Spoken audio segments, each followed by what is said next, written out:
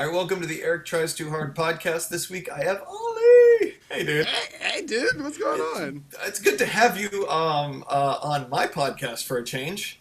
I know, But right? for those of you who don't know, Ollie he hosts the Babe Talk podcast that I'm a part of from time to time, and he also runs BabeTalk.tv. And what other credits do you have? What else do you run? I'm Pop Punk Nigga on Tumblr. Wait, That's really only other like claim to name. close enough. That's pretty sweet. How am I not following you? Okay, all right, I, we'll change that. I don't know. Yeah, It's man, I'm not. I'm very. Dude, I can't do. So I'm figuring out Twitter. God damn, I'm such an old man. I'm figuring out Twitter. Like I get it now. I got it. I'm in. I know. I know what I'm. The concept. Yeah, like always close. It's newsfeed.website, but like the like I was trying to figure out what the best way to use it was, and I tried to use it for band stuff forever, but it doesn't seem to work great for band stuff unless you already have a following, you already have a group, like you're already connected. So it's good to talk to bands and venues on Twitter, but I find a lot of those places they just want you to talk via email or Facebook. Um, but with all this comedy shit, like all the comedians I'm having on, Twitter is fantastic for anything comedy related. But like with Tumblr, I still can't figure it out. I can't. I know it's like. It does all the things that all the other sites do, but I cannot figure out how to have a coherent like social circle within Tumblr. So what the fuck? It's Tell. weird having a coherent social following on Tumblr. It's mostly just like the MySpace type of blogging method. I know what has really worked for bands in the past is showcasing the photography that other people have done for them on Tumblr. Yeah, since on Facebook you can't really put together a collage just as good on Tumblr as you do on the rest of your social media. You can always like something, but you can't always you just put it right back onto your own blog, like your own page. And of course, like the old being able to have your own custom themes on Yeah. on Tumblr, like the old MySpace days, and you can make it pretty around your picture, make it aesthetically pleasing, other than just a B C D. Here it is on Facebook. So I think that's a great way to really That is a good showcase way your to look at stuff. it. Yeah. Yeah. Yeah. With the other thing with Tumblr, and correct me if I'm wrong, but the way I feel like it, whenever I use it, because everyone is so connected and you're seeing so much stuff fly all over the place, it's so open. It's like so vast that like I feel like everyone I have any kind of interaction with, I like never am gonna see that person again. It's like I'm just like I feel like I'm never gonna find your page again. I feel like I don't know. Well, Um, and that's where your following comes into play. Like I know kids that follow like 1,000 blogs, and I'm just like, boy, you don't have any time. yeah. And like I'll just sit there, and I think I have like a steady like 50 or like 150 that I'll like actually follow to keep your stuff fresh as well. Like once you end up finding a popular image, and people will go right ahead, or popular posts, or anything that you do popular wise on Tumblr, it will like make its rounds. Yeah, it's crazy.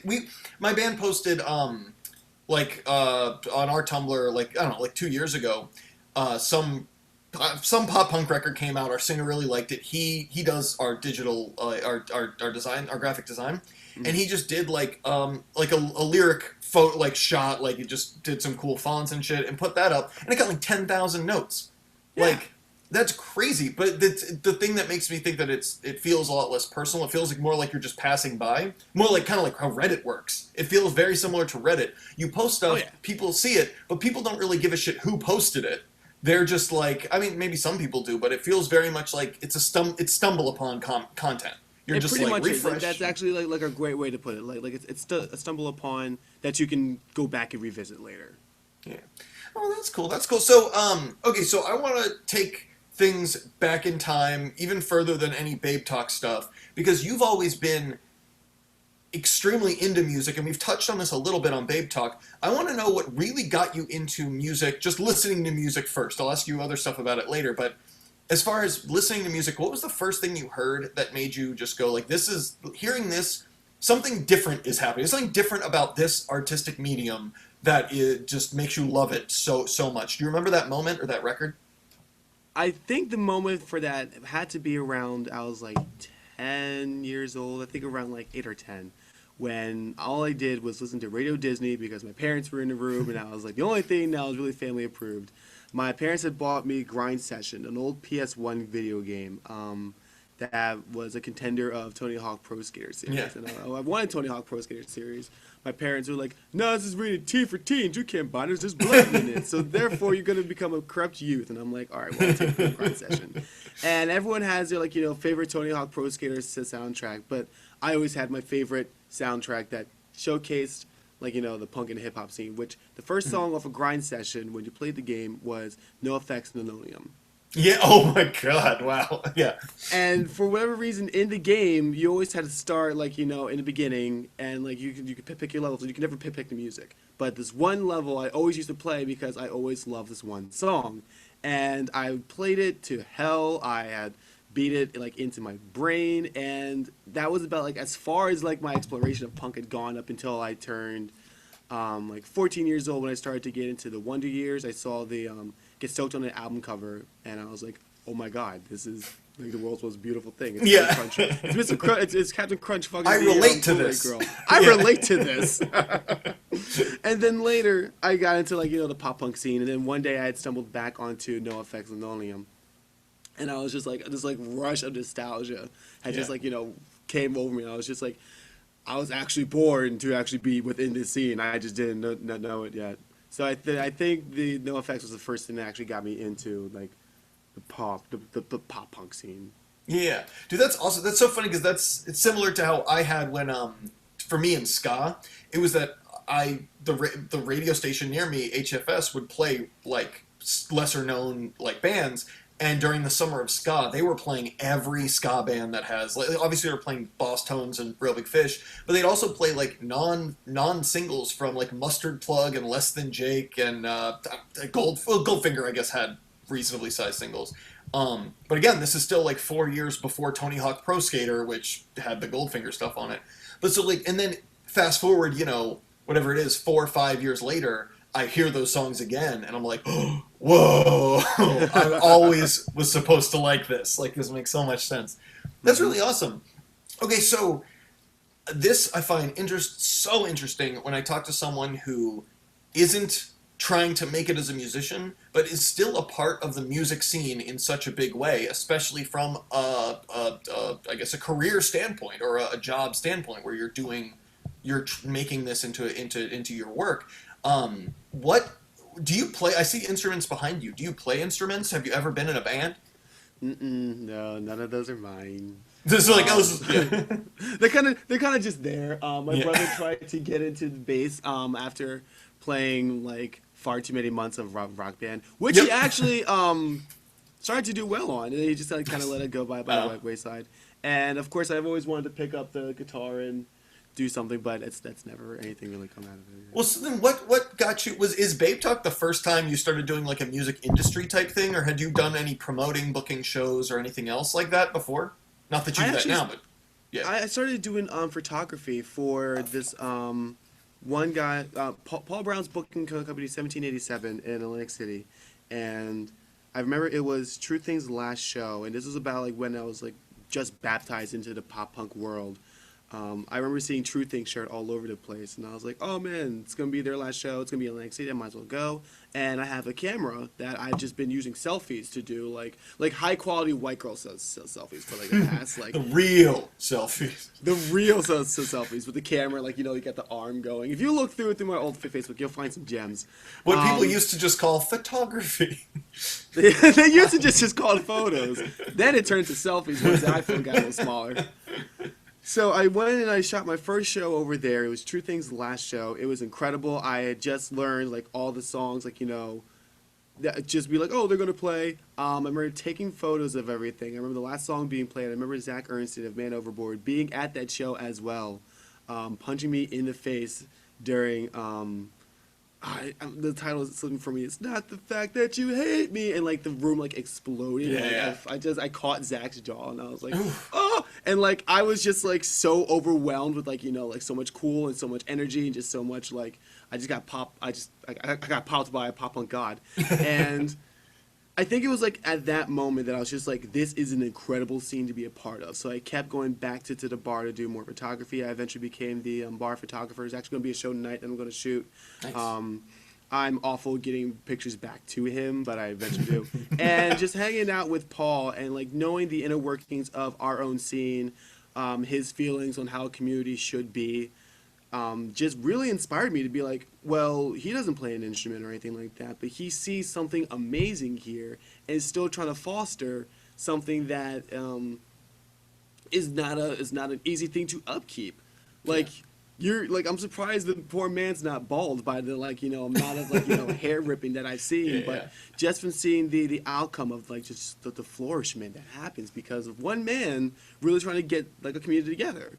Because I mean, like people will always go to shows, but when you have like a shepherd really hurting people, be like, no, go to this venue with this band, you really should, and people do it. It's incredible. It's absolutely beautiful.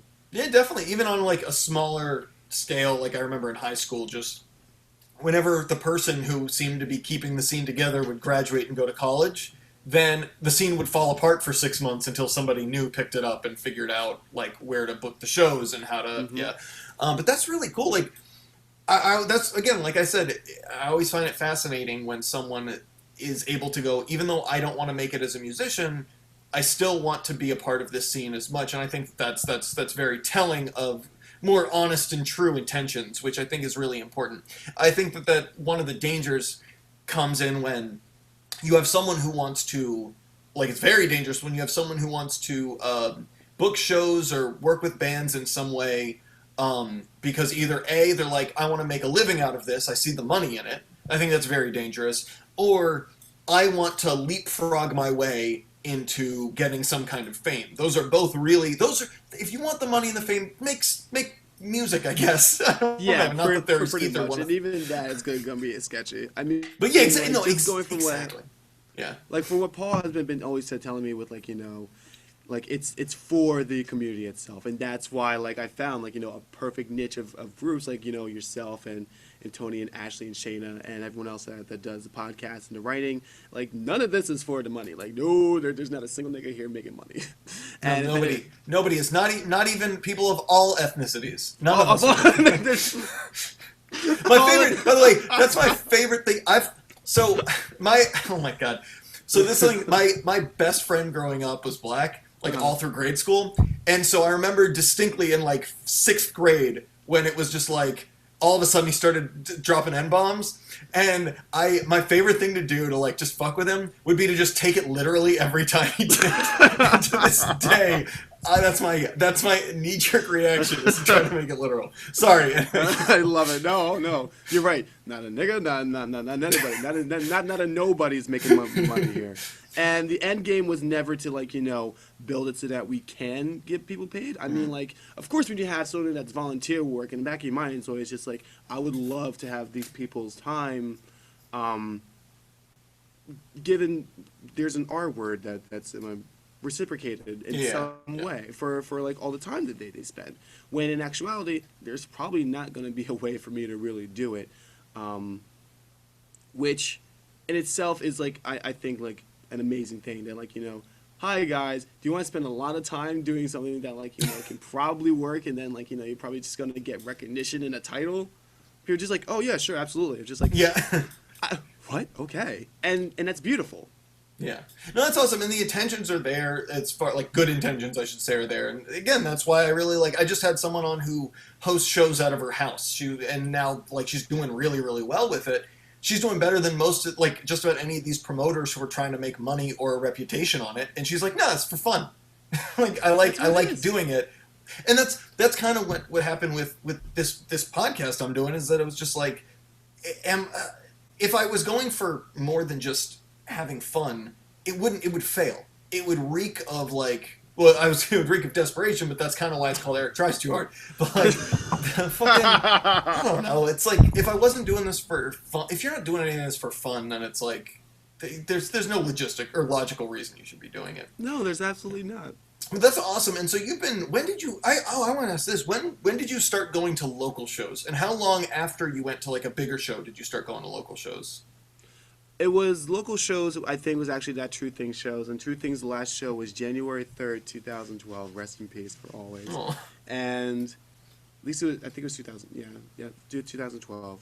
And after that, I started going to just more and more of his local shows. I have like folders upon folders of all the shows that I shot for him, and it was really like a change because I never like used to like my parents were very protective of me growing up. It was a Christian household, barely allowed out, just to hang out with Christian parents. And so once I started going to all the Boneyard shows, it was like all of them. And like I eventually met the bar scene. I had eventually met all the my bands that would come in. Like I would have some conversations with them if I wasn't too intimidated, because that was still back in time where bands are coming in and playing. It's just like, well, they're musicians and they're big people, and like why in the world would they want to just. But then I quickly realized that there really are people like you and me, and I describe it as feeling like even though all the eyes are on you, you're still considered most part the help.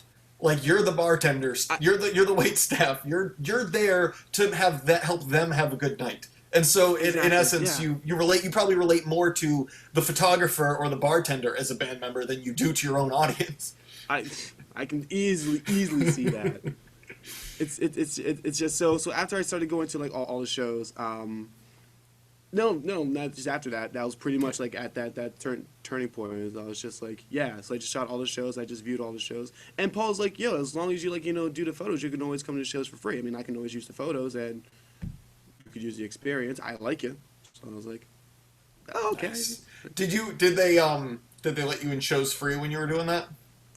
Yeah, Nice. Paul was never like, yeah, you still have to pay for the shows. I'm going to use your photos. It was actually just this past year that I was actually made part of the 1787 family as their photographer. Nice. and that meant a lot. It was weird. I always just did the photography, and we always had that relationship.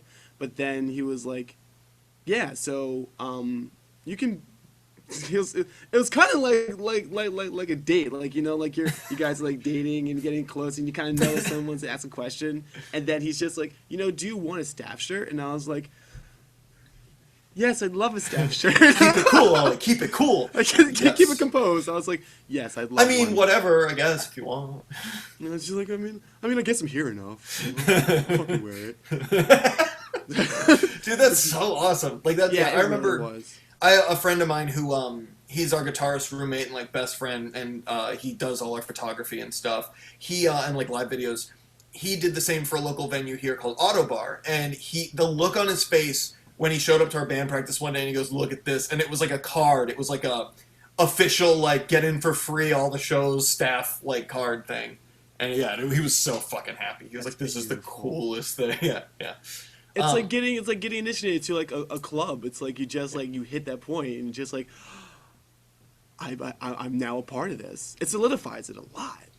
So I want to know about because with Babe Talk, the way when I look at it, it's a full website and we're putting up all this written content. But when I still think of it, I think of the podcast. That's the first thing I think of, and then I think, oh, and there's also the website.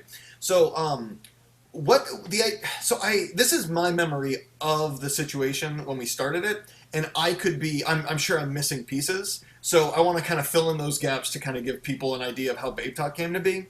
This is what I remember: Tony posting a thing that just said, I want to do an internet radio station. Who's interested? And I sent him a message, and I said, oh, I actually just started a podcast a few months ago, and I think that idea is so cool. But I said, if you were trying to do, instead of a radio station where you have to be listening live and you have to fill time blocks and it's so much to manage and people can't go back and listen to old things, maybe do a podcast network. If you have a bunch of people who want to do radio shows, have them do radio shows and put them all together under one website and then do the podcast things. And he goes, all right, cool, I'll get back to you. And then later on he was like, oh yeah, do you want to be on? We're doing this podcast and a website. If you want to be on, let me know. So what is your side of that? Because I hadn't really communicated with you until we were all in the same room together. Well, digital room together. So how did it come to be from your end? Eric Navarro, I think you bore Babe Talk. Wait, what? I think you bore Babe Talk, to be completely honest. Well, he had the idea. I just told him the right medium. He didn't know. Here's what ended up happening. Yeah. So in Bape Heads, we used to have the tiny chats because, like, all of us used to talk and everything, and eventually it did become just one person playing music for like 45 minutes. It's like, everyone loves sharing music. It's like, yo, when the homie passes you the aux cord, and people are like, oh no, I love this song. Oh, hear this song, hear this song. And so that's pretty much, we're just passing the aux cord back and forth for about like a half an hour. And I was like, oh, I love sharing music, but I kind of want to talk with my friends as well. So the idea that I had eventually developed was having 5 people come into a room and just talking for like, like The View, but like no structure to it. We all just a panel show. Yeah. Just a 5 panel show, because there used to be a YouTuber, Woody's Gamer Channel, and what he would do is just like have this concept and just spout out with his friends for like 4 hours at a time. Yeah. And there were like people that watched it, like thousands and thousands of people that watched it. So I was like, I guess this isn't really a foreign concept. I guess we can actually do this, but like we didn't put it out for anybody to watch. It was just for us. So eventually we did that for a few episodes. Everybody was about it. We actually had like a schedule as to who was going to do what, and eventually I just got lazy and stopped doing it. And this is around the same time that Tony wanted to do the radio station, which he wanted to do for a while. So eventually he did come to me and say, hey dude, how about we do these Bape talks, these Bape Head talks? And I was like, I guess. It's just, I'm like, I really didn't, I'm lazy, I really don't care. And you ended up taking over. Holy shit. And you're running the whole thing. I don't Pretty know. much. I was like, yeah. So, well, since I was the only one, because everyone was like, yo, why aren't we doing these anymore? And I was just like, you guys could do them. I was just the one that organized them. So it's just like, fucking do them on your own time. You don't need me. So once Tony came to me with the idea, I was like, okay. He's like, but what if we actually showcase the ones that played music in our group? And I was like, oh shit, that sounds pretty awesome. So we had our first episode with our old panel. It was we actually changed it from the Bape Head Talks to just straight Bape Talk. And this is where we started to bring the musicians in. We had the first few episodes were Ashley, Catawater. We had Simona, right? Yeah, Simona could come on the show. We had my personal friend come on the show, and that's when we started to. I think it was actually after my friend Sean from Millhouse is when we started out branching to the Defend Pop Punk group, because that was the week that I was allowed back in the group. Oh really?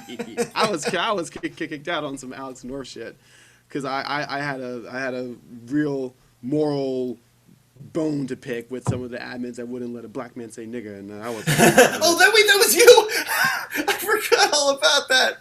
Oh my god. So there's the history and culture of this defend pop punk stuff is so fucking deep, and I think sometimes I feel left out. But then I realize everyone has had so much. Even though I've been there the whole time, everyone else has had all this personal history with everyone else. It's crazy. It's so weird. Yeah, like. Just from adminning the group, from having other people admin the group, from having some bands flourish on the group, having some people kicked out of the group, and having like myself, like I was banned for 3 weeks, and I was pissed as shit. And then I realized I just got kicked out of the internet group. But see, you don't think that at the time. Yeah. But anyway, so I'm back in the group, and now we start promoting within the Fem Pop Punk group, and seeing how that it was a group of 20,000 kids at the time. I was like, this is our demographic at the time. Before we move off to anybody else, we have to develop a presence here, because everyone's in a music group. It would be like like I said, a Reddit group. They're like you go to you just walk into someone's house and be like, we want your music, and then people would be like, oh shit, well here, let me. Yep. Just start throwing. Yeah, if you want notifications all day long on Facebook, post. Give me some bands to listen to. Give me some bands to listen to. What's your band camp? Dude, but so I joined it when there were 3,000, and I remember once it made the jump from about 14 to 20,000. That's when I'm still not fully done with it, but that's when I stopped. It was too much for me. But I remember from 3,000 to 14,000, I felt so good about myself, because every time I'd make a joke or I'd post my band. And then, like I said, for the rest of the whole day, nothing but fucking likes coming in, after like after like. That was like that was probably the first place that taught me to how to make jokes properly for strangers. And because I was like, oh shit, I can actually, if you work hard on it, you can make strangers laugh. I can actually be a funny man. Yeah, holy shit. Anyway, sorry, yeah. So you got back in, you were promoting on there, and we started getting more bands from outside our just inner circle, so to speak. Exactly.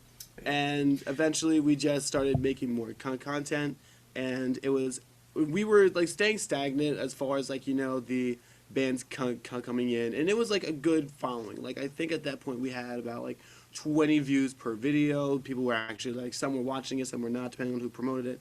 And then we had Ashley Nicole of POZ come in, and she literally sent me, like, for her to be a guest. This is how meticulous this girl is, and I love her to death. She literally sent me a resume to come on the show. And I was so confused that I thought she wanted to like be a part of Babe Talk at the time, and I was just like, oh, like I read through everything. I was just like, boy, this is a novel and a half. And I read through everything. I'm like, she's qualified, and I was like, well, I think who isn't qualified at that point? I'm like, I think I'll talk to Tony and like we'll review you being able to be a part of Babe Talk. She's like, oh no, I just want to come on. I was just like, oh shit, girl, yeah, of course, yeah, you'll come on the show. And then Tony, like, looked at the message, literally the like cover letter and resume that she had sent in to come on the show, and Tony's just like, no, she's going to be a part of this if I have to die over it. And I was like, yes, that's completely right. She came on the show on the episode, and I swear to God, she was just like, she had it rolling through her blood as to like how like well she clicked with the rest of the panel. And me and Tony approached her, and it's just like, hi, please, and she was like, yes. Yeah. And she just like, she was the extra step to have us jump from like a regular podcast, I kind of knew what it was doing, to like a well-oiled machine to just like shoot our way up. If like Babe Talk is the house, like if Tony and I made the house, she was the cement and the woodwork to actually like put us together and just to stay together. And eventually, and she organized everything really well. Like, just like really she looked at everything, just said like hold on, and just like boom boom boom boom boom boom boom, and then just like everything just like we're just like, we thought we had it organized, but this shit is like perfect. Like it was the most like, she literally came in, ripped shit up, and showed us a finished product, and was just like, here's what it's gonna be. And we are so grateful to still have her a part of the fucking podcast and the website. So after we got all of that finished, we started getting more likes. We started getting more people drawn in. We started getting more efficient with bringing bands in. We started getting an actual forum together to have people come on the show. We started getting a little more recognition as far as the band goes. And then we had the idea for the website. And we're just like, being a podcast is cool, but I do think that we need something else to kind of like, establish us. And if we're doing these podcasts for everybody and everyone, like back in September, I want to say September or October, we had bands out until April scheduled to come on the show. And we were like, holy shit, we're never going to be able to get to everybody if everyone wants to be showcased. So we were like, what if we do a website with album reviews, band showcases, smaller interviews? And so that's what we also started doing, and that's when we changed our marketing, our logo. We started getting more efficient on time, because I think we used to run for like 2 or 3 hours, and then we were just like, let's cut this down. Let's turn the fat a little bit.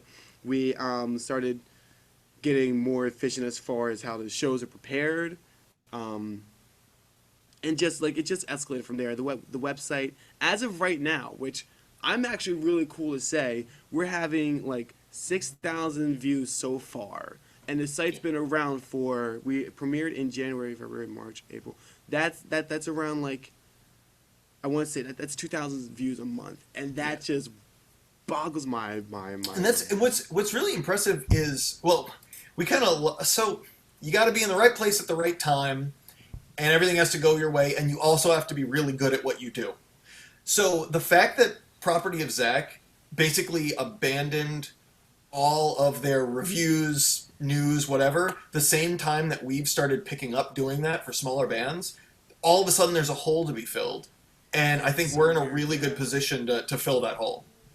And what was very bizarre was the reasoning why Zach had actually wanted to get rid of all the album reviews, and so why we wanted to start doing them. Yeah. Zach was just like, which understandably, from his perspective, like when he started doing the album reviews, I'm 99% sure they started reviewing them with a score. And when we review our music, we review them without the score. Yeah. We give them our pretty much an editorial op-ed piece on why we like it. And I don't think that we should put a number next to it unless you're on your rad key. And even with that, you know the And motherfucker. I did that review. Uh-huh. And so like even with that, there's just like objectionable music. Like talk about the music. You can't say like, oh, it's a 6 out of 7. Be like, is it? Is it really a 6 out of 7, sir? Excuse me. I think it's an 8 out of 10. Yeah. And then like you have like that that weird stigma. I think scores create stigma.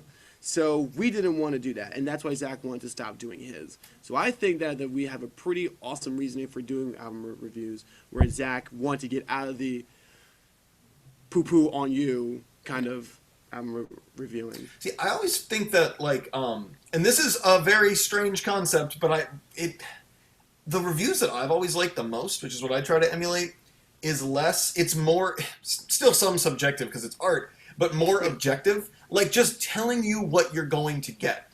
Sure, you can, and I think to make it interesting, you should put your own spin on it. So, like, I've read reviews where they trashed a record, but they told me what the record was while they were trashing it, and I was like, well, that actually sounds like something I would like, even if this person didn't like it.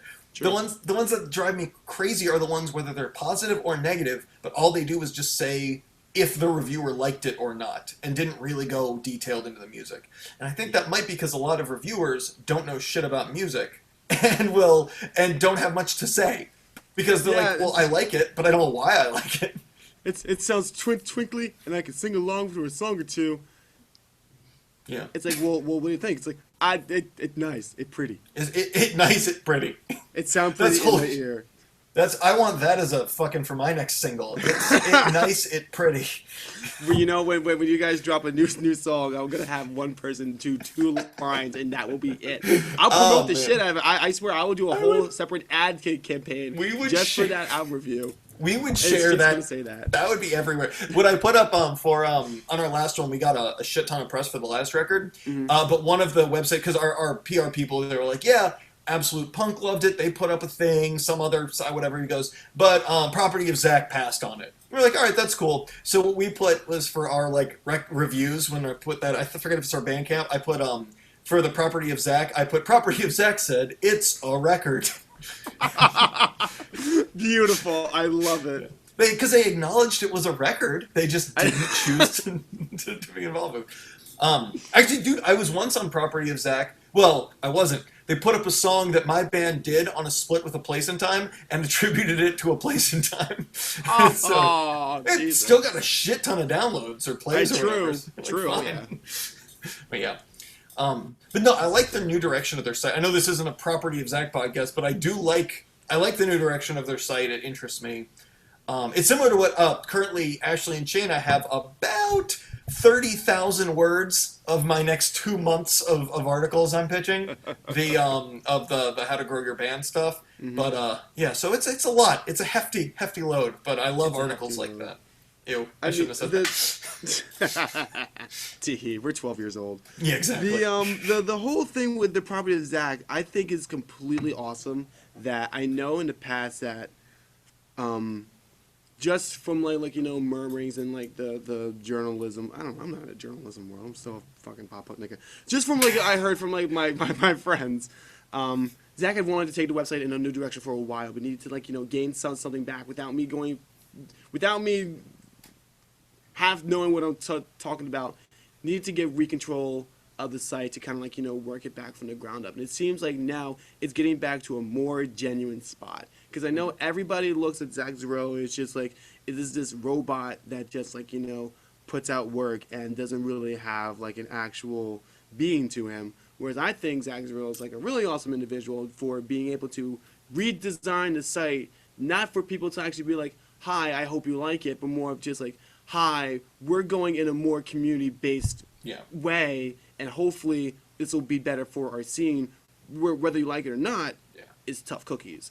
And I think like he was finally able to get sponsorships to get on the site, and I'm like, that's amazing because on the old POZ, I'm pretty sure like there was just money being turned into the site just to keep it alive and stuff for the main other people that shared the website with him, and now he's actually able to like you know have full control and get everything pretty much done effortlessly. Like now it's a just like you know a not a well-oiled machine, just like a self-sustaining Yeah. machine by having like the people coming in and saying like, hi, I definitely do want to have a sponsored post on there, and it's actually just like, oh, there's another like months of rent that's now being Yeah. paid Yeah. for, and it's finally a direction that he wants to go in a direction that helps everybody. Yeah.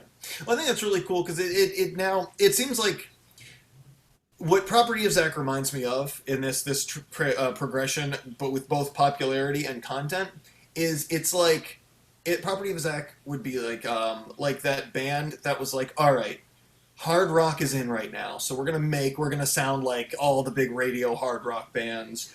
And then they're playing it, and the heart's not really in it, but you know what? People like it, and they start making money, and they're like, "Yeah, this doesn't feel like as a creative as we could be, but we're living out our dream, and we're getting a lot of positive reaction." And then all of a sudden, it's like they're 3 albums deep, and they're like, "You know what? We got a big enough fan base, so we might risk isolating them. Let's make some real art that we truly are that we want to put out in the world." And then that's kind of how I've viewed it.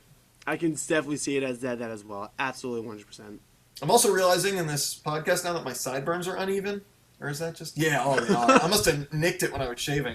All right. Good job. Yeah, this is... Oh, we're so adults. Yeah, right. So, dude, I cut my own hair till I was like 22. And by that, I mean, it was mohawk and then shaved head and then mohawk. And then one time I trimmed it and fucked it up. But, yeah. So that was about the progression. But yeah, For sure, that's a Frank Turse I'm going to send over to you. Hey, I go to only the finest haircutteries now. I get my $12 haircut and I just kill it. My hair is so stupid. Okay, so so I want to bring up a topic. It's a more broad topic, but if you don't want to talk about it or want to keep it broad, let me know. But it relates to something you had said earlier in this podcast. So I feel like, so when I was coming up in the punk scene, like 2000 to 2004, I'm 14 to 18 at that point, or whatever. And so in that time span, punk was heavy into politics, heavy into social justice, and heavy into progressivism, and a lot of, and so on. So when you went into it, the music, it was all, I mean, I think a lot of that has to do with 9/11, Bush, Iraq War, whatever. We had these other common things to unite around, and this mission in mind.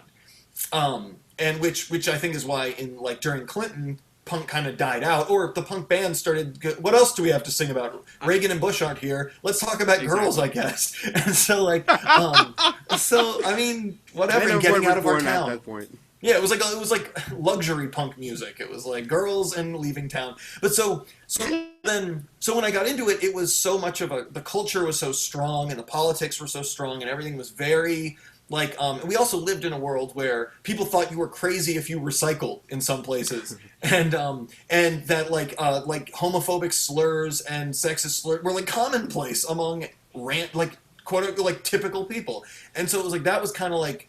So there were all those things happening as well. So with the progressive side, it was just very there's a mission, there's a culture, there are a way we do things, and everything's very I don't know, meaningful or specific to us towards our end goal. So anyway, after Bush leaves, or in the last year or two of Bush, where a lot of the 9/11 stuff died down, new kids were getting older and more into punk, the bands stopped having this common goal really. It didn't seem as drastic that we get out all these protest songs. It didn't seem as drastic that we get out all of this progressive stuff. And it kind of went back to getting out of my hometown and talking about girls. It went back into that. And so with this, when I got back into pop punk and punk, in the scene, when I started my band in 2012, then I joined the Defend Pop Punk group, started talking to all these people and seeing how the punk culture really didn't seem like what it was. It seemed like more and more people who came from sometimes more conservative backgrounds or who weren't as progressive, weren't as liberal, weren't as whatever it was. It seemed like the same people who were who I would have probably called an asshole in high school or an ignorant conformist fascist douchebag are now knee deep in the punk scene, and it didn't seem to matter because no one was really divided on those issues. It was we never brought up politics, so politics never became an issue.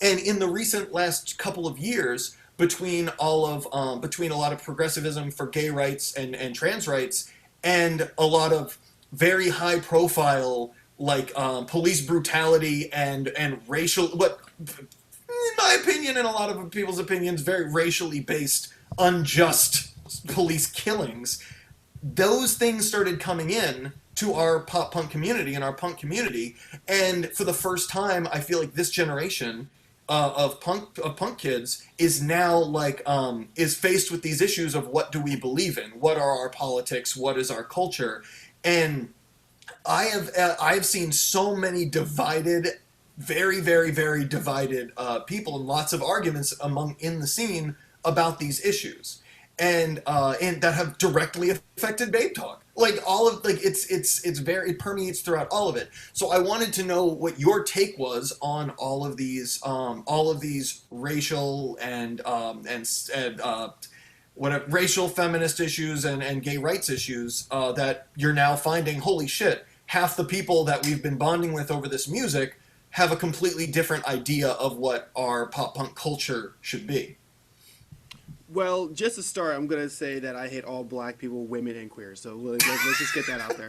Well, that's right on the website. So like, it's actually the banner head right there.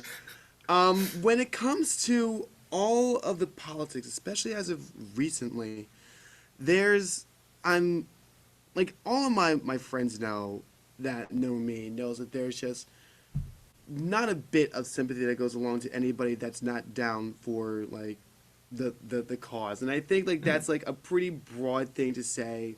Like the cause is like, you know, one thing to be like, you know, are you down with the cause? And that goes back to like the fucking like 60s.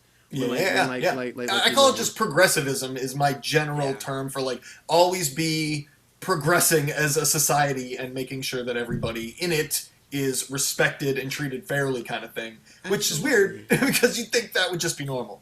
Anyway. You would think that would be normal, but like more and more you see people's true colors, and then it's just like like homophobia, racism, like even subtle racism, like not even like you know, like your friends could just make like a small joke about a demographic that doesn't really show up to shows, like give like a tiny like, you know, Chinese joke when like, you know, you guys are ordering Chinese and be like, oh what it's just like, oh that came out of your mouth. Like, wow, I did not think that would... Yeah, exactly. Yeah, it's like you just True like, colors is a good way to phrase that. Yeah. Yeah, and it's so disheartening to see like, you know, your friends that don't share those same views. And within a punk scene, it's very very hit or miss, because there are some people that don't want to rock a boat, and then there are some people that will be really like out loud with what they want to say. They're very loud about their views, and then you just look at it and people are just like, oh, there goes, like, and they will, like, pass it off and be like, oh, no, that's just racist Bob. And it's just like, well, why is racist Bob over at the scene? Be like, well, we knew him forever. He's one of our good buddies. He's ignorant as fuck, but, and like, it's those type of individuals that are, like, you know, still within the scene that kind of, like, you know, create not the accept that makes it acceptable. Like there would be people like there are now people wearing the Doc Martens, like, you know, for aesthetic reasons, when back in the day those are the fucking Nazi stompers. And whenever there'd be like Nazi skinheads at shows, they don't go to the shows because they will get their asses beat if it's the right venue. And just going back to the subculture that used to be the punk, like in like the New York clubs, the Boston clubs, the Maryland clubs, I believe. DC.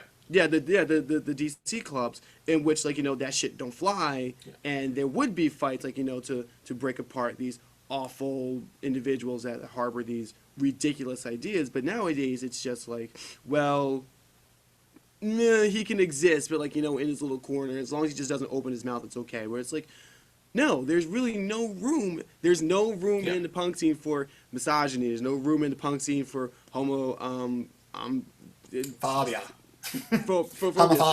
Homophobia. There's no room for it. Racism. No room for it. Like, everyone's trying to coexist in this one place, and it's just like people open their mouth and just like, well, I don't want to make this individual comfortable, and if they're not comfortable, then suck a dick. It's like. So that's like, and people keep coming up with the response of, well, it's freedom of speech, and it's like, yeah, you have the freedom of speech to say what you want, and everyone else has the freedom of speech to exclude you, to tell you to go get the fuck away. Like it's that simple. That's why. So there's a difference between a subculture and a counterculture, and punk has always been a counterculture, which is subculture they just exist on their own and they do their own thing, and that's that. Counterculture is actively trying to change the larger culture and the culture inside of them in a certain way. So you can have criticisms on that, that's fine, but that's like what punk had been. So when I started looking at the punk scene again, or pop punk scene, whatever you want to call it, when I came back around, it was like it no longer felt like a counterculture. It felt like a subculture where everyone was just they were doing their own thing. They didn't give a shit to change anything. And which is, by the way, that's why it offended me I definitely ostracized myself from the community at first, because I was like, how dare you call someone else not pop punk enough when there's nothing that makes anybody more pop punk than anybody else, because you don't have a code. You're just hanging out. Like, eating pizza at that as much. Like, oh, you're not punk enough. Fuck, 'cause I'm not wearing enough neon and eating enough pizza. Get the fuck out of my face. Dude, well, that's one thing so here's, God, this is such an unpopular opinion, but whatever. So, I know what you're gonna ask. Right now, I feel like, what I really want to do is get more and more into this. I've cut people out in our scene. We've actually, a lot of bands, you really have to keep all of your bridges connected or else things fall apart. We've lost out on a number of opportunities because my band won't associate with the bands who've posted specifically during Trayvon Martin stuff, during Eric Garner, is that the guy in Eric Garner, yeah. Yeah. That one is fucking crazy, and of course the Mike Brown thing. So during all of those, when people were posting fucked up shit, like, we'd be like, oh, you're cut out. I don't care if that costs us a couple of shows. I don't care if that costs us some fans. We're calling you out, and you're fucking cut out. Get the fuck out. Like, that was how it was, and it did hurt us as a band, but it's like, I can't really sleep at night otherwise. So with that, like, I don't know. It's just very frustrating to see that and have a scene, like, I don't know. I think now maybe we're better for it, having to realize everyone's true colors. So anyway, so here's my unpopular opinion. I just wanted to get that out before, because anyway. So that's the problem. I love to talk about these issues, but the problem is, and especially when I'm talking to someone who I agree with, I just get worked up and angry, and so it never leads to anything. I mean, I think at this point, like, getting angry over things, like, it's you're it's beaten to death, and it's beaten in you that, like, there are, like, certain people that have these views, and, like, getting angry over it, it's one thing to, like, I've learned to not get as upset over, because, like, there will always be people, and there's only but so much that you can do to really change a view. But there are some people that, like, were grown up with these, like, like, okay, ready? Like the friend that still says, like, oh, stop being a faggot, and they're just like, hey, how about we not use this, and we replace it with stop being an asshole, stop being an idiot, stop being a shit dick. Like you can use, like, anything except for faggot, because, like, it hurts this amount of people. People be like, oh, well, stop being a faggot about the word faggot. And there you go. And like, you try and teach, and you try and help these kids out, but it's just like, okay. Yeah. I think it's a real sign of, I always wondered why, like, people would judge someone else for being ignorant. Like, I get why, but it's like, it really, in this day and age, you don't really have an excuse for not knowing about groups of people. Like, when the internet didn't exist, I could get it if you're from a town that's completely homogenized and you've never met a person of insert any group here, and then in the media that which at the time would just be like TV and radio, you have one image of one group. I get it. I get why you see that about that one group, because you have no other knowledge but once you have any kind of inkling of interaction with someone else, you should really just fucking, get it together. I'm getting incoherent because I'm angry. No, because that's actually the same argument that, like, I use when people used to call me white. All throughout high school, I was known as white. Did you go to an all-blind high school? You would imagine so. It was a pretty colored school. Color blind. I know what you mean. Here we go. You went to school in the 50s. This is the soundbite that gets me in trouble. Ollie, what say you went to a colored school? It's like, I didn't finish the word. It's my fault. So the school that I had gone to, and this is like why I kind of envy New York City compared to my city. Um, I had gone to a high school in which the predominant black areas were very urban, and it was like BET urban. And then like I went to school and I lived in an area that was just straight. That was white and like like just all cultures of like within a white society. Yeah. And then once I came from that school and before I started going to that school, people looked at me and they're just, well, why don't you act like all these black people?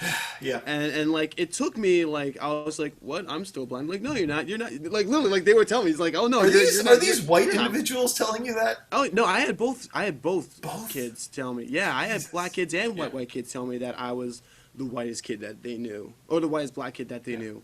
And it, like for a while, I was like, ha ha, ha, I'm the whitest black kid that you know. And it didn't take me until like sometime around my senior year of high school, and I'd be like, wait, no, Wait a minute. Fuck really, this shit. fuck all of you. I'm still black in my own black way. Yeah.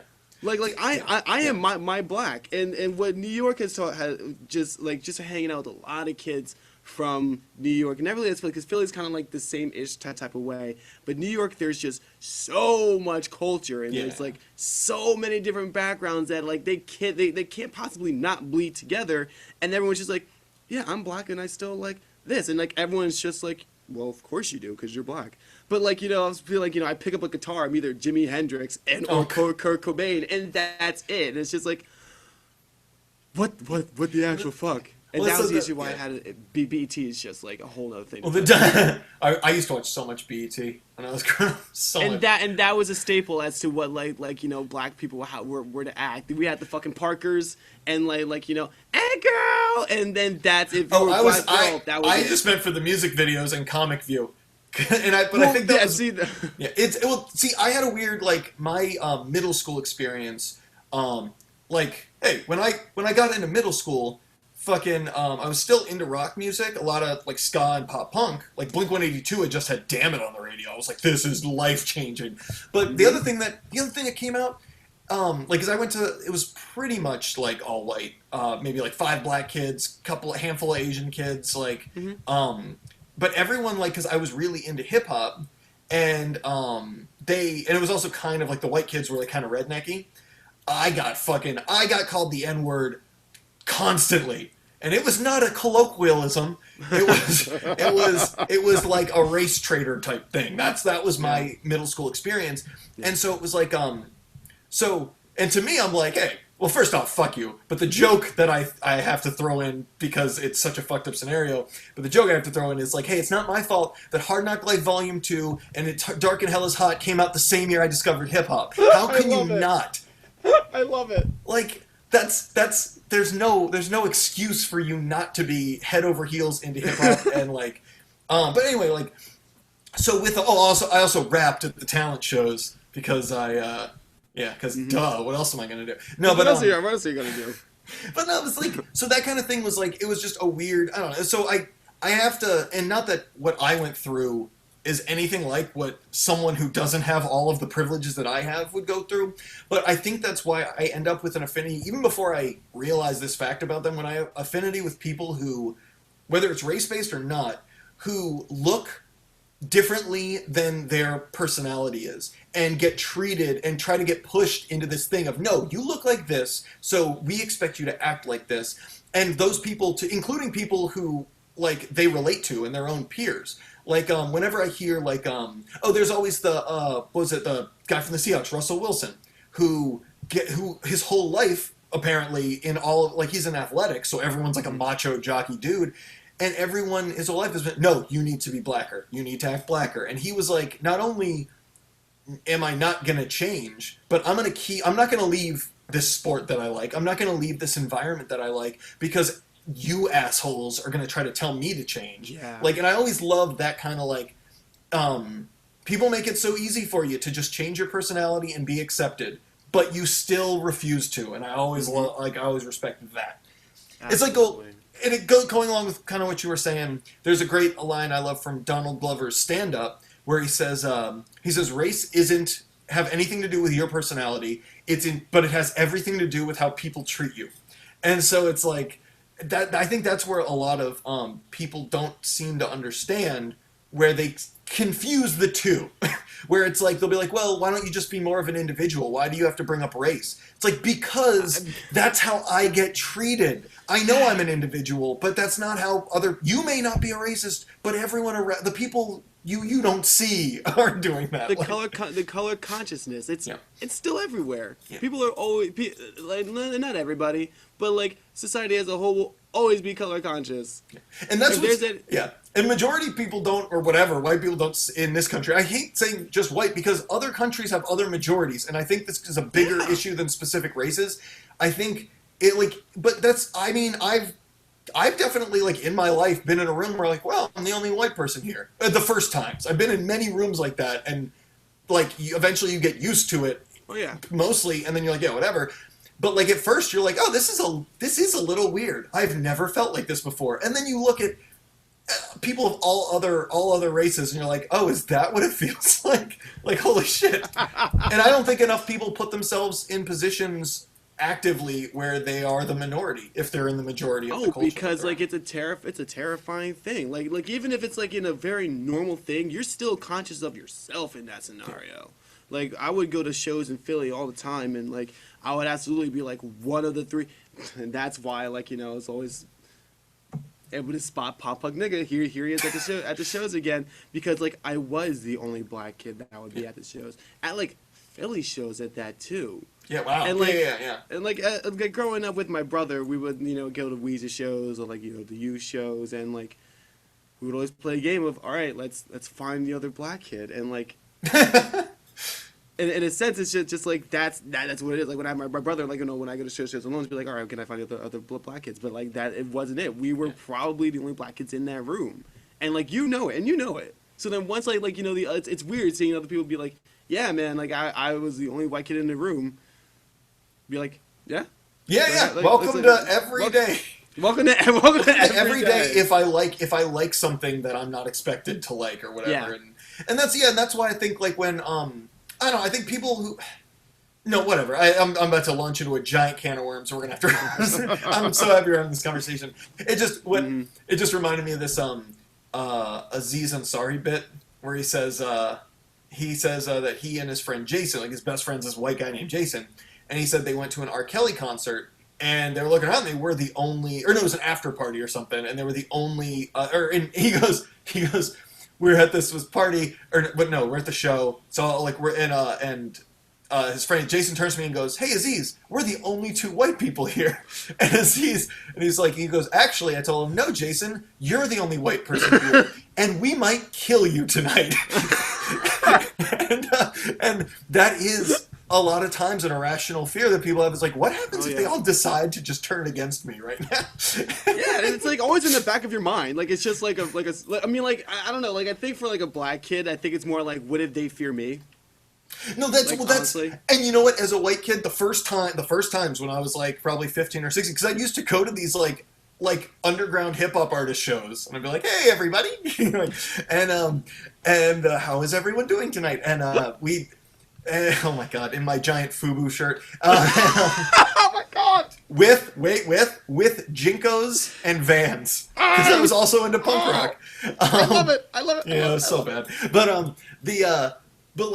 But mine was what if they think I hate them? Like, what if they, like, that was it? Like, it was very weird, and I was like, what if, like, and I was like, so I don't know, it's a very awkward, uncomfortable, like, even just thing to talk about, but nobody wants to talk about it because, well, first off, we need to get over the whole, no, I can use racial slurs because I don't mean it that way.